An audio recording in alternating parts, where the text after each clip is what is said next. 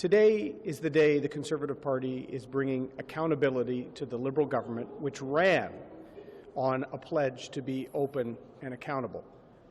They've been anything but when it comes to the Atwal India affair. As my colleague reminded everyone, a month ago this scandal broke, the largest, I would say, Canadian diplomatic scandal in history, during the Prime Minister's trip that was focused almost entirely on domestic politics through photo ops and elaborate costume changes and very little substance. But then when a convicted attempted assassin shows up at a Prime Minister's event, rubbing shoulders with very senior members of the Trudeau cabinet, a diplomatic scandal was struck, and Canadians have been left with two alternative stories on how this scandal could ever have happened. One wild story, promoted by the Prime Minister himself, is that this entire Jaspal Atwal affair was a concoction of the Indian government or conspiracy elements within the government. The other alternative is that Liberal MP Sarai invited Mr. Atwal at his request. These are the two ways to explain the center of this controversy. Both cannot be the truth. The trouble with the Prime Minister's conspiracy story is that no one believes it. The person at the center of the Atwal controversy, Mr. Atwal himself, has refuted the Prime Minister's claims by suggesting he's traveled to India several times before, has never had any dealings with the Indian government, and asked Liberal MP Sarai to invite him and get him on the guest list for the Prime Minister's events in India. MP Sarai confirms this and accepted responsibility, apologizing and resigning his role as BC caucus chair. The Foreign Minister, Minister Freeland, has refuted the Trudeau story by apologizing to Indian officials and saying it was all an honest mistake of the Liberal government.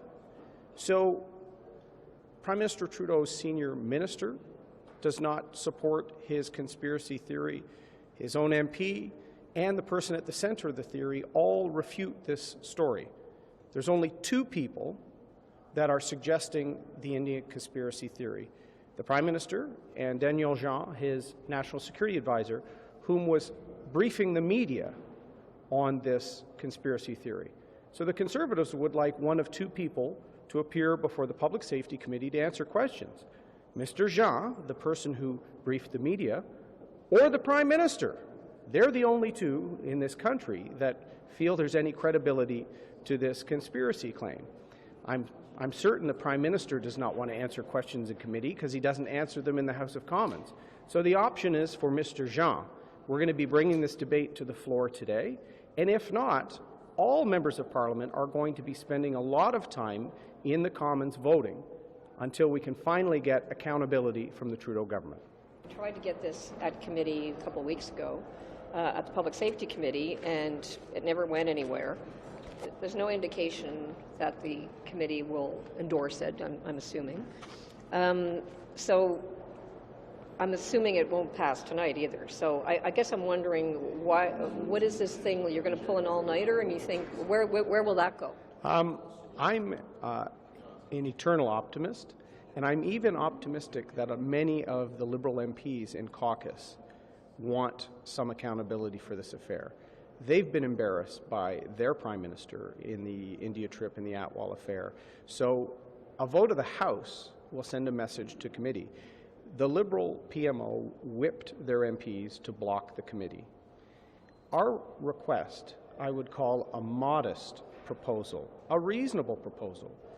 All we want as parliamentarians is the same amount of briefing and ability to question Mr. Jean that the Prime Minister's office offered members of the press gallery. The press gallery are an important part of our parliamentary democracy, but so are the members in the House of Commons. We demand the same level of information and ability to question Mr. Jean that the press gallery members had. That's reasonable. And any suggestion that there's confidentiality or national security is a preposterous suggestion because they brief the media, who are paid to write about these things, as you are now. So the Liberals cannot have it both ways. If they claim Mr. Jean can't appear for confidentiality reasons, this is a cover-up.